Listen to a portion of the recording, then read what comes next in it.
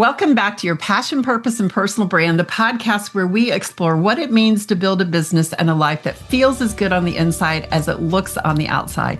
And I have a treat for you today. My guest is someone who's not only a returning voice to the show, but a powerful leader and the most super connector I know and deeply admire, Catherine Brown. Catherine, welcome back. Thank you so much. I feel honored and I'm excited to talk about what we're going to cover. Yes. And I looked back when you were here last. It was 3 years ago, July 2022, and it was episode 27. So very early in the history of this show. And you've evolved. And so we're here back today to talk a little bit about what that was and how that dream has come true. So to the audience here today, if you've ever sat through a networking meeting that felt like a bad blind date, we've been there, right? Or you joined a sales training that made you want to shower off the sleeves, then you're going to love what we dive into today.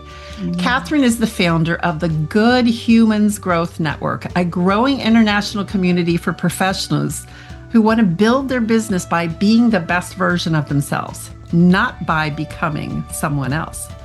She's also the creator of the Sell Well Conference, a 2-day high-integrity, high-connection experience happening September 11th and 12th in Houston, Texas.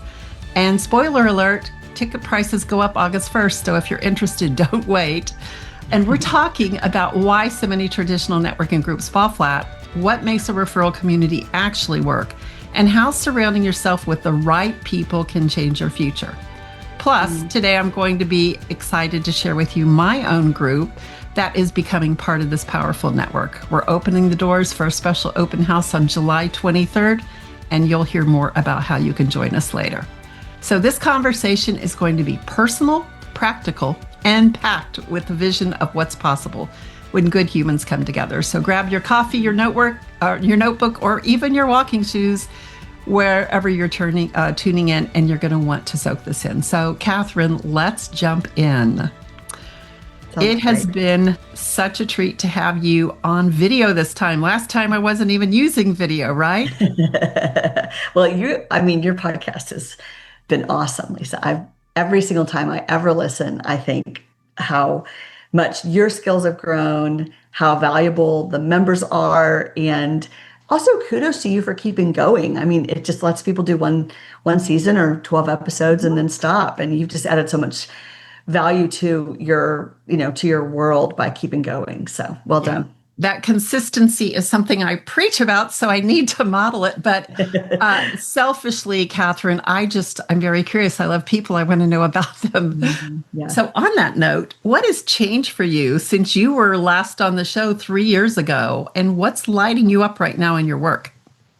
Well, I love that you asked me this, Lisa, because I know that you really enjoy working with people who are reinventing themselves. Mm-hmm. And so the short version to a long story is that I've had a career of different kinds of sales roles. I was first a recruiter, then I was a sales employee selling consulting services at a cold calling firm for 17 years, which I'm so grateful for because I called into every conceivable industry and learned so much about corporate structure and titles and buyers and what they care about. And that was wonderful. And then I wrote How Good Humans Sell, and I did some corporate sales training. And what happened is I got right around the age of 50, which was a few years ago. And I got right around the age of 50, and I literally thought, okay, if you're going to go back to corporate, this would be the time to do it. There's a lot of research about how it gets harder for women as they get older, right, to go back and do that. So I thought, I'm either going to do that and go head of sales and build a company somewhere, or what is my next venture going to be? And I realized, I know you've had Dr. Gay Hendricks on a couple of times, so you and I are both big fans of his work, but I had become completely convinced already that being a sales trainer was a zone of excellence thing for me, but it wasn't a zone of genius thing. And I knew that my zone of genius was connecting people. I knew it, but I didn't know how to make money doing it. I just couldn't quite figure that out. And so what happened is, through a series of coaching, through a series of different events, I was just very open to what is one more chapter of entrepreneurship? What could that look like? Mm-hmm. And while I was under a coaching package with one of the people I've worked with a lot in my world, I actually had a dream. And in my dream, I was seeing a whiteboard diagram of all the things that you see in a traditional networking group and all the things you see in peer advisory, things like, when I say peer advisory, I mean things like Vistage, YPO, EO, C12, those type of groups. Mhm. And I thought to myself, this feels like a division that doesn't need to exist. And Mhm. there are many advantages to each of those groups, but there's also shortcomings. And I wonder if there's something about connecting people and creating something new that could be really Mhm. my final chapter. I mean, I'm still quite young, but I'm saying that because I am having so much fun that I don't have any interest in doing anything else between now and whenever, if I retire. I feel like I could totally do this 20 more years, 15 more years, and just keep expanding the ecosystem. And so I woke up, and this was one of those kind of lucid dreams where you think, did I think it? Did I dream it? I woke up, went downstairs, sketched it out. My husband got up, I showed it to him, and I said, it's never occurred to me to combine peer advisory and networking. It's just never occurred to me, what would this kind of ecosystem look like? And I started thinking through all the things that I wish I had. And so one of the things that's distinctive about the Good Humans Growth Network is that most of the people in it they sell business to business. Mhm. And that's one of the traits that's important to many people if what they sell is fairly complicated to understand, Mhm. because they want other people to have a short learning curve and to not give them blank stare when they explain what they do. And so um, I know you want to ask me more questions. I'll wrap that up by saying that I really was open to a transition. I felt like I had one more big thing in me, at least. And I knew sales training exclusively wasn't it. I get to train and help people through this avenue of the network. But I really wanted to create a structure where I started gathering people on a regular basis. And so that began 2 years ago. So it's been 2 years now. Yeah, that's pretty amazing. And I don't know if you remember, but I think it was the Christmas holiday before we recorded our first episode. And we did an activity together with your team, and you cast a vision of what you wanted to have. Like, I remember you writing it down, and I thought, this is huge. This is big. How is she ever going to do that? But you were like, it was there. You were firmly convicted. There, no, it is, I am going to do this. Yes. And that's something I really want to call out. You didn't run from it. Mm, Yeah, yes. you really didn't. So when we say good human, how would you define a good human? So if I'm sitting here thinking, am I a good human, or how do I spot a good human? What would be a way to describe a good human, Catherine? Oh, it's a great question. So at our website under about at the ghgn.com, I do have some words around this. And there are things about giving first. Mhm. There are things about being very open-hearted about your perceived competitors, Mhm. right? There's these different traits we look for. I'm saying kind of half jokingly that if a person asks, am I a good human, that probably the very fact they're asking probably helps qualify them a lot of the way toward it. Because I think that people who are narcissistic and people who don't love people don't even ask the question. Mhm. So I appreciate the fact that you asked the question. We do talk in the network about going first. And what I find, Lisa, when I preach this over and over again from the stage, is I say, what that means is that we do believe in the principles of reciprocity. If you learn what other people do and you look for an opportunity for them, probably it will eventually come back to you. It's not always a one-to-one ratio. And sometimes what you sell, I'm thinking of a mutual friend of ours who is a CPA and a programmer. I mean, the actual Mhm. thing he sells are reporting solutions for databases that are so specific that he is just not everyone is in a position to give him business, Mhm. but he sells to CFOs and companies and he refers people all the time.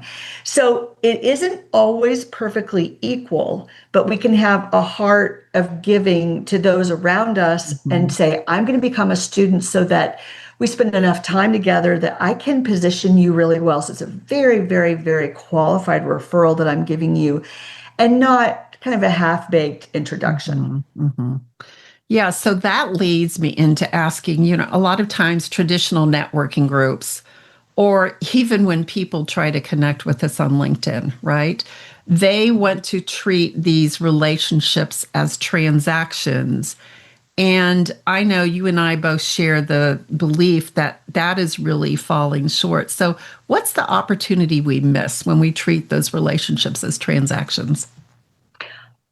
Can I spin this just a little bit, Lisa? Like Absolutely. what I'm finding is interesting is right before this call, I was actually looking in my DMs. And because of some mutual friends, because I went and invited someone to connect, maybe they were someone that I saw in your feed or someone else's feed. I always initiate with people as well. There's this interesting dynamic, I think. I'd love to hear your take on this, but I think there's this interesting dynamic where if someone is extremely quick to want to hop on a call together, Mm-hmm. I'm finding myself sometimes feeling a little bit resistant about that because I don't feel like I know enough information yet Mm-hmm. to know if I'm going to be of service and if they're going to be of service. And frankly, I don't want to take an hour to find that out. I want to follow them. I want them to make it easy for me to get to know them. And I want us then to kind of work together to chart a course of what would it look like for us to do things together. And I find that whether it's an example of being an event where there's a lot of card swapping and very surfacey conversation, kind of Mm-hmm. a traditional networking event, maybe it's a chamber event or an association, cocktail party, something like that. You've got that on the continuum, but you also have people who go right for, I really want to get to know you. And sometimes that doesn't sit quite right with me either. Mm-hmm. So it's a little bit of an early thought. I see you nodding. So, like, what is it about that we're saying is not quite right? Because one might think, no, this is the Good Humans Growth Network, and you should want to jump right into that humanity. But there's something about it that isn't sitting quite right with me either, because it's all a bit more nuanced than that. Mm-hmm. Yeah. So, what I'm thinking about, and a lot of my background started in education. So, I always try like to relate this when we were children. How did we act? So, a lot of times when think about when you're a child, you'd go up to someone you didn't know and say, "Will you be my friend?" Right? And it was like, "Sure, let's be friends." Right? I think that's how these people are still acting sometimes.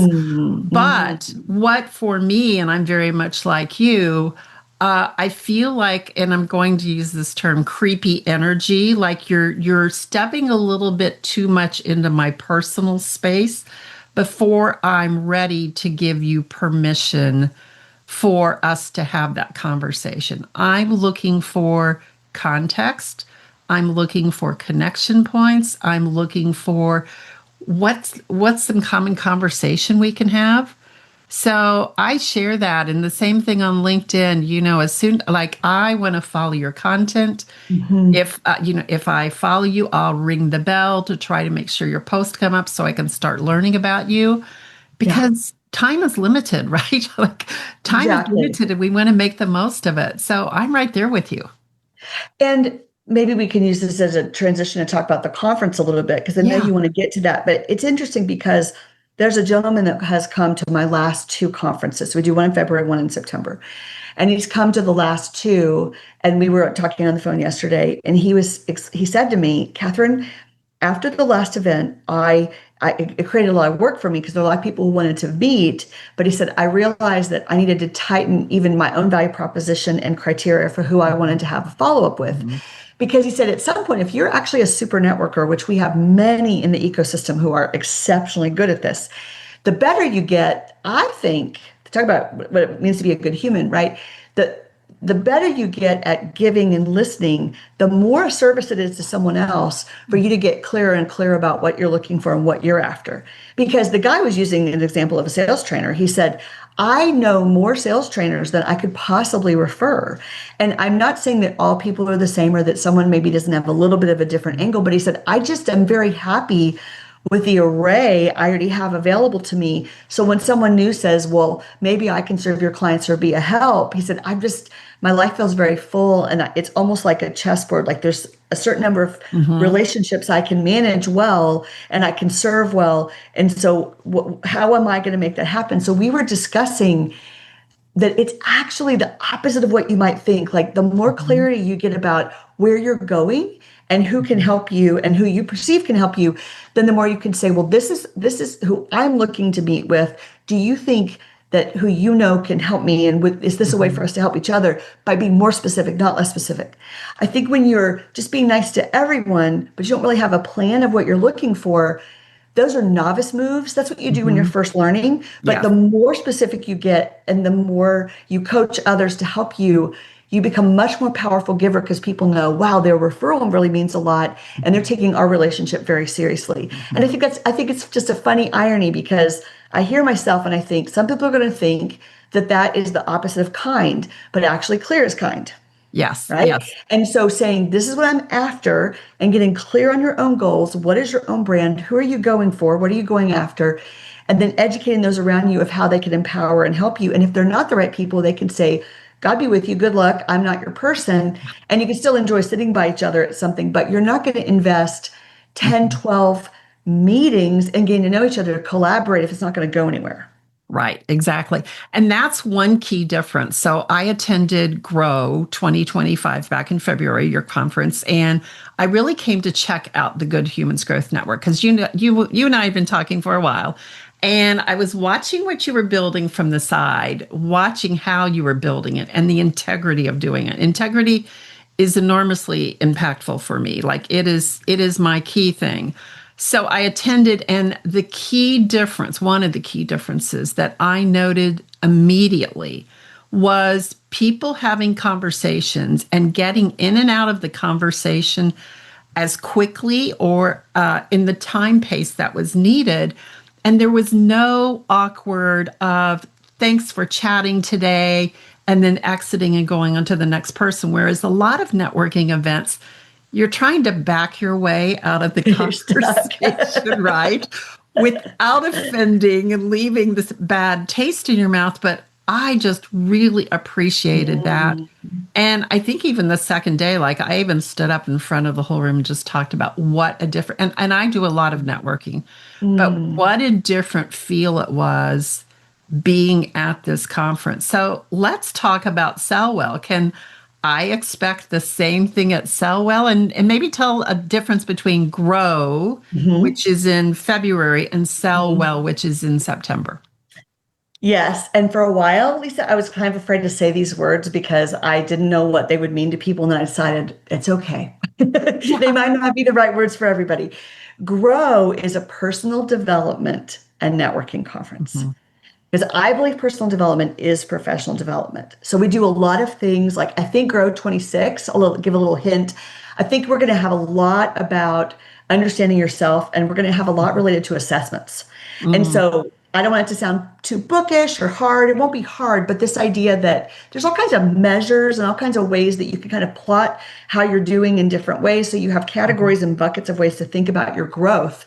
And there are some excellent assessments and excellent resources out there who can help us literally measure where are we in our aspirational identity, where how well do we do compared to the average person of imagining a good future, these kind of ideas. So this idea of personal development and networking is the spring event, and I think it's perfect for the start of the year Mhm. because it comes along a time where you're not only looking at who am I going to build my business with, who are the relationships I ought to get to know that will carry me through the year, but it's also a time of you're coming on the end of a lot of reflection where people do that naturally the first of a year. And so, who am I becoming and what are my goals is always part of this because you can come year over year and your goals are changing and you're changing. Sure. So, it's always going to be a timely Yeah. message. So, and of course, there's things about business and there's things about sales and there's things about money and there's other things that fit into that, but it's very broadly about Mhm. your growth as a person. Yes. And then sell well is where my super nerd, sales loving business development self comes out, where I feel very excited, Lisa, and just so passionate that most referral communities do not equip people very well after the referral is given. And what I Mhm. came to realize is that there's all this risk for me, for my sponsors, for every member. There's a risk for every person that one party will work hard to make that excellent qualified referral. But if the person fumbles the ball because they're not a good seller, they don't have a smooth Mhm. process, they have too much friction, they make it too hard to understand how they can help. They don't know how to run effective calls. Um, all those kinds of important traits that it takes to build a sales pipeline and run a business from a BD perspective, a business development perspective. Most ecosystems don't help people get better at that. And so Sell Well is business development training and networking. And the reason it's not a slog, the reason it's super fun is because we have different tracks and you get to pick the path you want. And so, you can share what you'll be doing with the branding track, right? There's a branding track. There's improving sales systems. So we're looking for real fine improvements in with people that already have pretty good systems, right? But they're just getting even better. We have a track for sales teams, and we have a track specifically focused on fractionals. We have many people who are fractional executives, and they want to learn how to build out that business. That's kind of all the rage right now. So we're addressing and being available to that market for one of those tracks as well. And you don't have to stay in a track. Like, you can jump around with the puzzle and build your plan so that you're picking exactly what's right for you.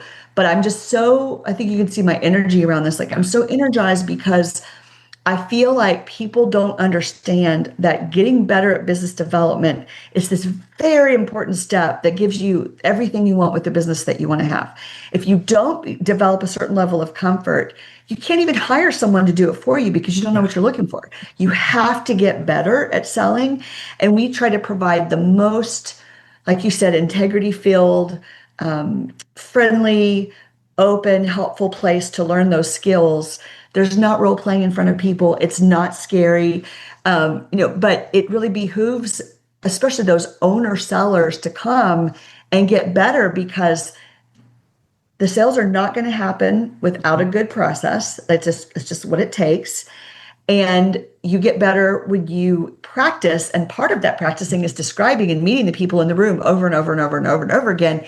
And then you go to a workshop and you think, oh, well, I'm going to say that differently. And then on the next break, you say it differently and you practice. And it's just like a real life incubator where you get to work on those things alongside everyone else. And it's really sweet. It's really sweet. Yeah, so you can see why, I can definitely see why you expanded to 2 days this year. Yeah. There is a lot on that. On the personal brand track that I'm leading, really what I'm going to be looking at is, if you look at today with the amount of noise we have, the amount of AI, where we are in, I think we have a friend, Chris Colt, who talks about we're in a trust recession, right? Mm-hmm. So we have to figure out how can we build trust, and the way to do that is show up authentically. But the problem is we don't know necessarily who that is, because we've been playing this role of the expert all of this time. How do we pivot into that? So I'll be doing a talk on the main track, and then I also have a breakout session on the ROI of authenticity. So how do you make money with that? So very excited about that. And one thing I want to point out about Sell Well that you're really looking at, we're not looking at audience members for what I call, when I go to a Zoom meeting and there's a presentation, or if I go to a conference or a breakout room, I call them popcorn sessions. It's almost like I'm in the audience, I got my bag of popcorn, I'm going to be sitting and watching, right? Yes. This is not that. That's right. Thank you for saying that. I call it workshoppy. Mm-hmm. Like, everybody is instructed to expect to give 25% of your meeting time for open Q&A, roughly. And then there's some kind of activity to reinforce the thing that's being discussed, because we need to do all the things that appeal to all the senses to help us really learn. And most people can't sit all day and just listen to people talk. Yeah, no, that's hard. It's hard for children. It's hard for us adults. Like, we've got to get up and move that energy in our body. So what would you say? Can I give a plug for one more thing about the brand thing? Absolutely. Yeah.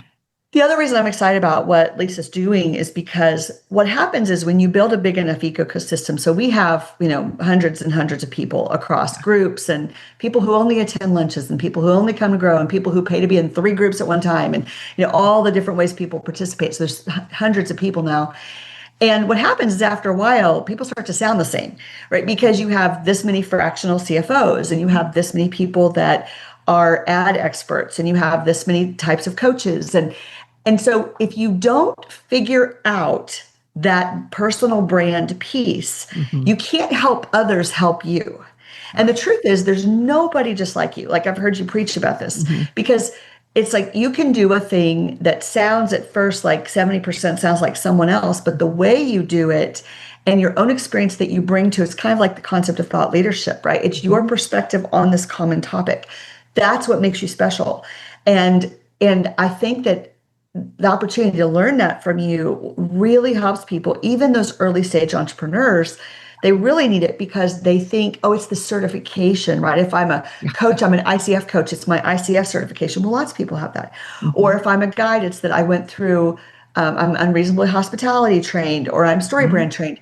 But that's not enough. Like it's not enough to differentiate. But what makes me want to work with you, and that you piece is really, this is why we have both a personal development and a business development conference, is because as soon as you say, but tell me about you, people are like, I don't know what to tell you about me. I feel nervous because they have lack of clarity about who they want to become. And so that translates to making it hard to understand how they're different and how they serve people. Whereas we really are all different. And so that's how we can exist. And I think you could have thousands of people and it would still be very special because there'd be no one just like you.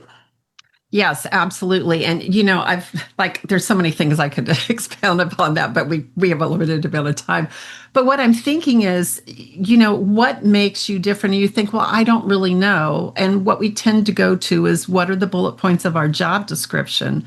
But if you tell me why you do what you do, if you tell me the injustice you saw in the world, if you tell me something that you are advocating for someone who doesn't have a voice, and now you're bringing this, like you saw something and you're going to help other people go through it. But Catherine, if I could just tell you this little story about a networking event I went to. All right, so Sure. local networking event, and the request was tell what you do and tell why you do it.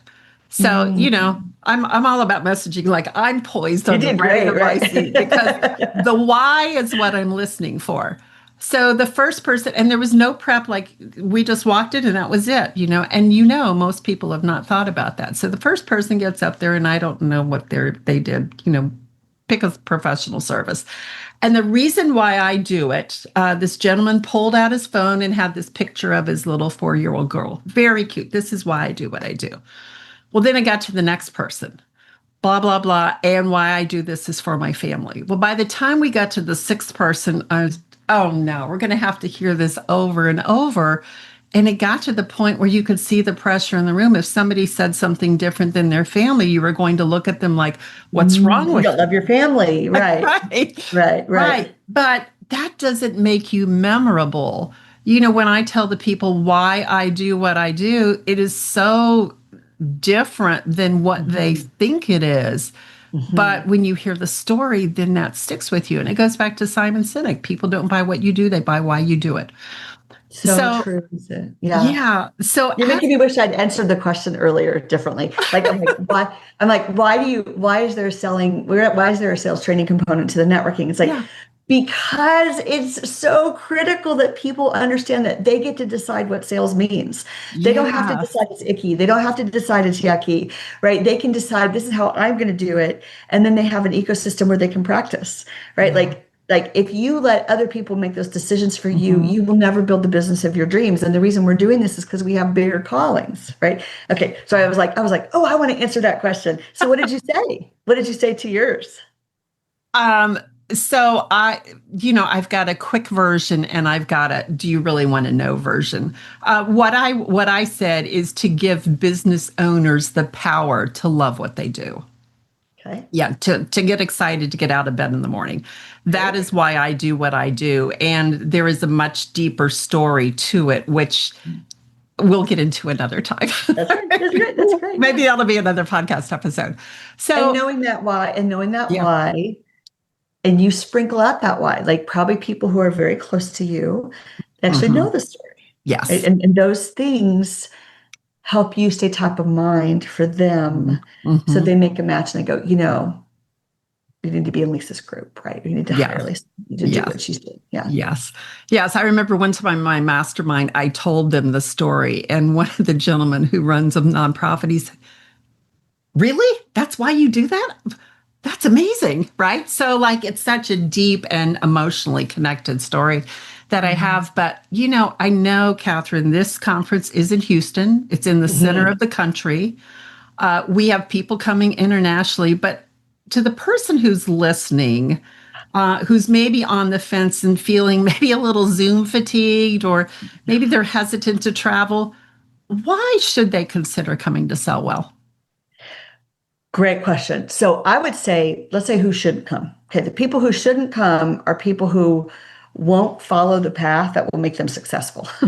And I say that because we actually do, the sooner you sign up, the more virtual events and the more curation we can do to help you figure out who to meet before you even go. So if you just want to show and you want to buy your ticket at the last minute, we're not going to turn you away and we'll be super nice to you, but you're really going to miss an opportunity to, you want the third time you interact with Lisa to be Sell Well in person, because you've done a Zoom call and another group call and seen her at a couple places and started to follow her posts on LinkedIn. So we even share the list of who attends. We share it before the conference with the people, because we're very serious about helping people make the most of this. You also shouldn't come if you can't invest a couple $1,000s. So the price of the product or service you sell needs to be high enough that you're like, okay, I've done all kinds of marketing experiments. This is basically a marketing experiment. Yeah. And if I invest a couple $1,000s, which is what I'm saying is like highest guest pricing at the last, in the last month, plus 2 nights hotel, plus an airfare, you're talking about being under $2,500, because the conference is not expensive. We make it very accessible. I think the highest ticket at the last minute will be $700 for the 2 days. So we do all of that on purpose to make it an easy top of funnel entry place for you to check out the network. But if you can't make time to do the events ahead of time, or it's just not the right time for you to invest that kind of brain power in how do I want to think about my pipeline? How do I want to think about my personal brand? If it's not the right time for you, we have 2 events a year, and there might be other ones. But it's so interesting, Lisa, about 40% of the audience is almost always guests. And I love to watch the months that follow and watch the roadmap that people follow. Like some people join groups, they'll join a peer advisor or a referral group in the network, or they'll say, I don't see one that's right for me. I want to build a group, which is really cool. Or they'll join my mastermind, or they'll just go ahead and, pre-purchase their tickets for the next conference. So there's different ways of interacting. And I think if you sell a product or service into corporations and you want the things we've described, right? You have a marketing experimental mentality, you're open and wanting to reduce friction in your sales process. You want to meet people who want to be a good referral partner to your industry, then check out the website. You go to theghgn.com and there's events, and you can find the Sell Well 25 tab and just read about it. Just read about the 4 tracks. After mid-July, I'm going to have a chat bot that we're launching that can answer people's basic questions. I'll also have a whole series of live Q&A sessions in August that people can jump in and ask me questions. And so I hope that's helpful to think of who's not a fit right now, because there will be other opportunities, and who is a fit, because all those stars have to be aligned for the right timing too. And I recognize that. Yeah, there really is. But I really wanted to put that out there, because it is not just full of people that are local. Like, we're coming from all across the country. And that is one thing that is really a critical part of joining my group, is I believe twice a month on Zoom is great. We start getting that foundation, but there's nothing that galvanizes a group like being in person. So I have built these events into my experience where we're going to gather at Sell Well. We're going to gather at Grow. The registration will already be paid when you are part of my group. That's how committed I am to this. But also, we'll be meeting as that group. But then, here's 2 days full of hundreds of people that now we've learned how to be authentic, how to talk about ourselves, how to create our thought leadership and tell why we do what we do. And you've got this room to practice on. You've got this room of people that are good humans. So as we talk about that, I want to talk a little bit about Beyond the Transaction. Yes. Is going to be part of the Good Humans Growth Network. I believe there's a number of different groups, 8, 10, 12 other groups. There's a lot of people. So you and I have had a lot of conversations leading up to this about what makes a great group, like what qualities you're looking for in both the leaders of the group and the members of the group. So share maybe a little bit about what we discussed. I will. Yeah. And Lisa, too, like this is to say, I love all the groups in my network. I think that should go without saying. They're all for different purposes. Yeah. So even within the B2B only space and organized around certain client personas and certain industries, you still have some that are more focused on referrals and less on peer advisory. You have others, like one group in particular, it's a group I started in the very beginning of the network days, is very focused on the mechanics of how you work together to promote one another's business using LinkedIn. It's very LinkedIn training heavy. And I think if a person has found that's a great platform for them, that could be a good group for them. When I listened to a former podcast episode you had, and you can reference the number and tie people back to that if you'd like. But when I was hearing you describe, and we had conversations describing what you wanted your group to feel like, this phrase that really got my attention was that the kind of ethos that you want to build is one where the people in the group are committed to getting to know each other so well that they see someone else's future potential, sometimes before the other person does. And that really communicates a level of love and intimacy that is just flies in the face and is the total opposite of the stereotype of minimum referral commitments and referral tracking. And, I'm talking about places like BNI, right? Like you can have a great chair. I'm not saying every group is like that, but many are. And this is not that. This is, I see you and I refer to you. And you have to be a special kind of facilitator, and you have to have a special set of skills to be able to curate that. And I believe that you will, and that you have that set of skills. And having been a member of so many different kinds of groups, I recognize how special that is, because it doesn't just happen on its own. You actually have to have a leader that guides everyone to getting to know one another in a pushing the envelope a little bit sort of way that is this balance between a little bit scary and a little vulnerable, but also very rewarding all at the same time, so that people are really bought in.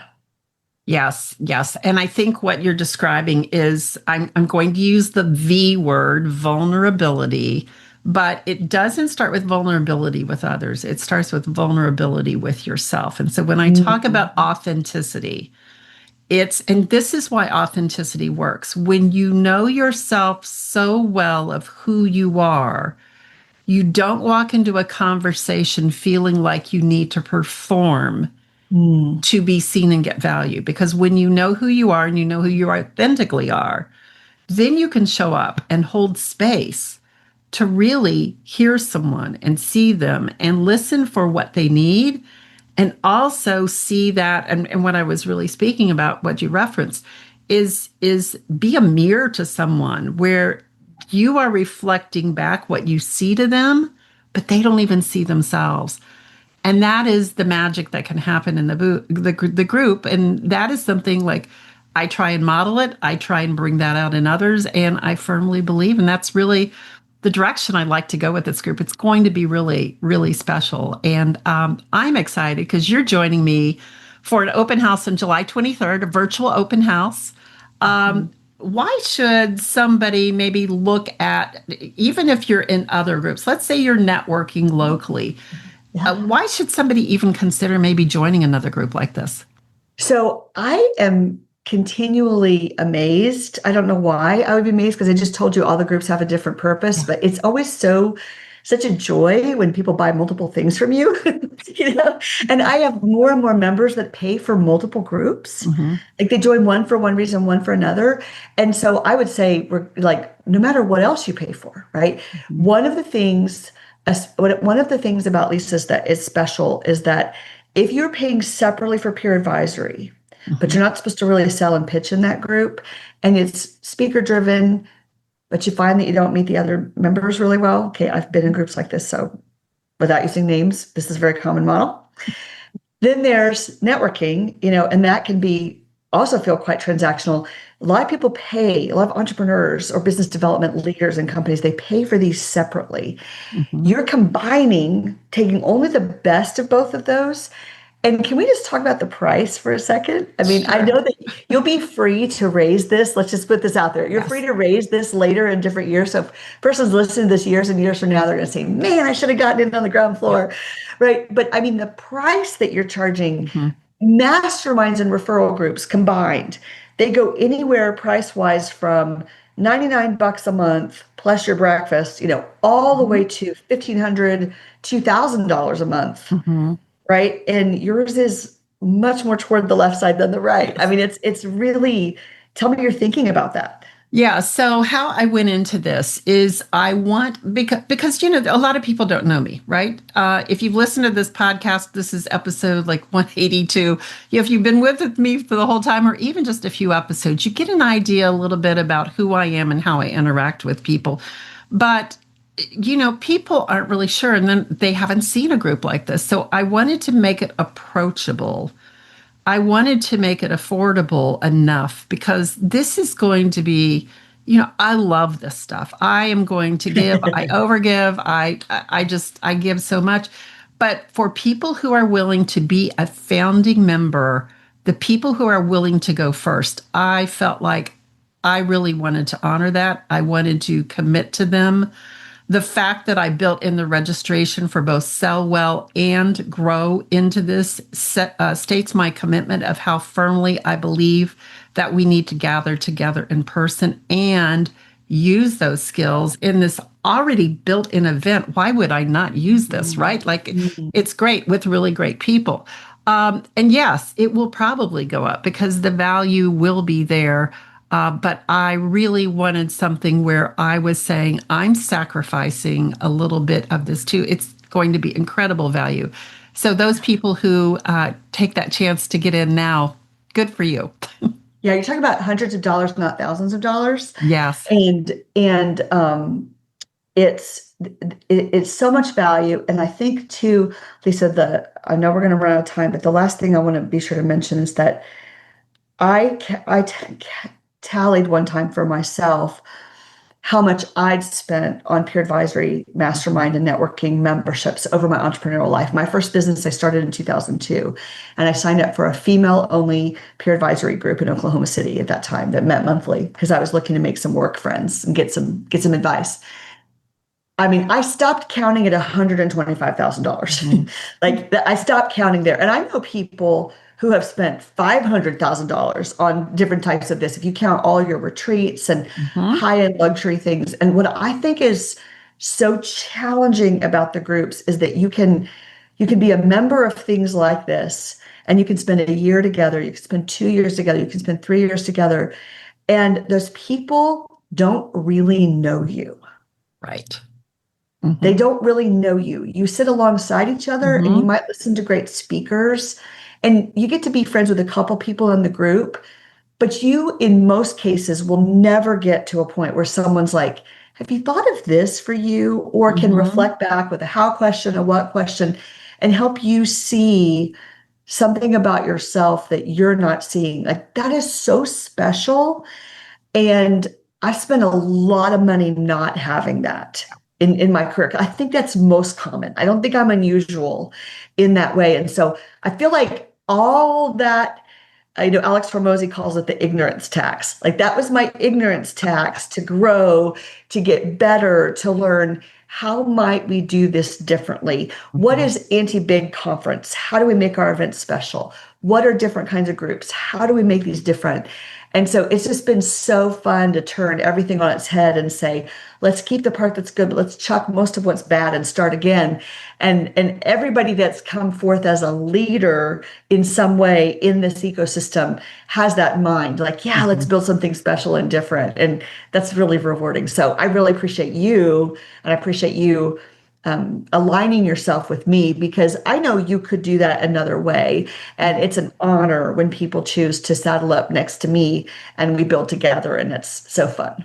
Yeah, well, it is fun. It is fun. And, I think to your point, I've been in several networking groups where I'll see, they come on a regular basis. They may be coming, they're having coffee, they're telling themselves they're doing business. And I'm thinking, you're just getting out of the house. Like, are you really doing business? Do I even know anything about you? So that's where, time is so precious. I really want to get to know people. I really want to help people. My network is of value just as much as the service I provide is of value, right? I think I we love that. Yeah, discount that. Yes, I can provide a great service. I can over deliver on that, but also who I know. that's right. And that's where we need to really think about these coffees that you're having. It's not just how can it help you, but how does it help grow your network? Yeah. Because you're a super connector. Just like Yes. I had a call with a potential sponsor right before this one, and we only had 25 minutes because he double booked and we had to keep it really short. And I thought of five people that they perfectly overlap who they sell their services to. Other trusted advisors who sell to that exact same persona. Five people in the span of 25 minutes. And I mean, they just came to me because these are Yeah. friends and relationships. And when I hear the key words, I go, oh, that reminds me of this. And I ask a couple Mhm. clarifying questions. I go, yep, that was right. Yep, that was right. I mean, I have such a slew of stuff to send to him. I call them winning them over with love and good deeds. Yes. Yes. I'm Yes. like, if this is what you get just by taking a 25-minute call, imagine what will happen if you actually get more involved. Exactly. And I think that's one thing that is so exciting about your events is like you do have a chance to connect with people ahead of time and follow up later. Like that's what happened with me with Grow. I walked in, I think I'd had 18 coffees before I even got there. So I knew people. You totally followed the plan. You did Yeah. so well on Yeah. that. So, Catherine, as we wrap up here, what's your hope for where the Good Humans Growth Network will be in a year, 3 years, 5 years? What's your vision? So a year from now, I want to have had an event in Europe Mm, because I actually want to take a delegation back and forth. And I believe that because of globalization and because product companies are totally welcome in the network as well, 100% for mhm. sure. But if you are a services-based business right now, especially in the UK, I did kind of a scouting trip to the UK this spring. I mean, Brexit's just crushed them. Like it's just been really hard, and that plus tariffs and everything happening. They're really anxious to do business with Americans, and there's something that's happening with the dollar where partnerships that actually go across the ocean are mutually advantageous. Mm, And it's just a very timely thing. We have, the rise of AI and the desire for people to be connected, but I think there's a real global element there that is like connecting good humans globally feels very exciting to me. And so a year from now, we will be talking about the next Sell. We will have taken a delegation over to Europe. We will be building groups over there. And then I've picked London to start with because I believe from there we will make all the strategic relationships that tell us where else to have it. And so my vision several years from now, Lisa, is that a person would look at, maybe with your group, you say, well, you sign up for this, we'll vote as a group about which two events we're going to, mhm. right? And you'll pick from multiple cities because Wow. I believe this personal development angle with Grow and the Sell Well business development training. I think the whole world needs both of these pieces, and I think they could be very similar content, but the trainers, the sponsors, and the members can be different, and these are human needs. Yes. And so I think that we will cross pollinate literally from other countries, and that will create the people that want to have global reach and global business. It'll be a mechanism to do that, and you don't have to. You can just come to the stuff in Houston. You don't have to participate in that, but I want to have that reach because there's not many B2B only options that have done that well, and I think it's going to be of tremendous interest in other places as well. Yes. And the time is right. There's never better a time than right now. So, And I think just real quickly, so on the timing, whether you don't have to live in the United States to see that, like lots of people have divisiveness in their politics, right? And I went to a global leadership conference in May in London, and they talked about the rise of fascism in all lots of countries, and then what that's happening in um, neighbor disliking neighbor. So like the opposite of everything we build, with this love and I see you, mhm. pro business, um, empowering connections, like that just stands in opposition to not liking your neighbor, you know? Mhm, And mhm. so I just feel like it is an incredible time. And I feel so lucky. Arthur Brooks talks about how the second half of your life, you have what's called crystallized intelligence. Yes. And crystallized intelligence is taking